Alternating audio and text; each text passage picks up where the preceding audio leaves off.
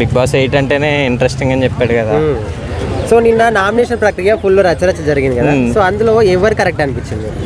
ఎవరు ఏమన్నా ఎవరి వ్యూ ఆడుకుంటుంది కానీ 1+ గ్రామ్ అవుద్ది బంగారం అవుద్ది బంగారం అయితే శేఖర్ భాష ఫ్యాన్స్ అంతే. ఓకే, మీరు శేఖర్ భాష ఫ్యాన్ అంతే.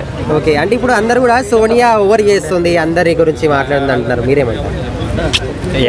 ఎవరి పాయింట్ ఆఫ్ వ్యూ వాళ్ళకి ఉంటుంది. అలా ఉంది, అమ్మాయి బాగుంటుంది కదా. మనం ఇంకా ఏం ప్రెడిక్ట్ ఎవరిని కరెక్టా కాదని చెప్పలేము. 2-3 వారాలు పోతే కానీ కరెక్ట్ చెప్పలేము. నిఖిల్ సోనియా లవ్ ట్రాక్ గురించి ఏం చెప్తారు?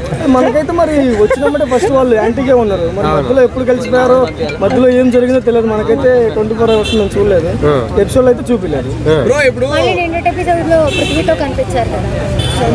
అక్కడ ఉండాలంటే మేబీ తన స్ట్రాటజీ అయ్యి ఉండొచ్చు. అంటే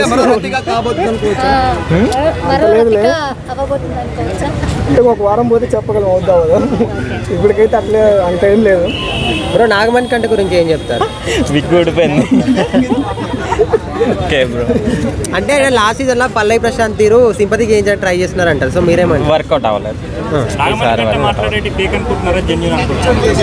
అంటే రియాలిటీ అయితే మనకు బయట అసలు తెలియదు ఆ పర్సన్ వరకు. సో అంత మెచ్యూర్డ్ కాదనిపిస్తుంది. బ్రో ఆదిత్యవం నిన్న గేమ్ ఎలా అనిపించింది?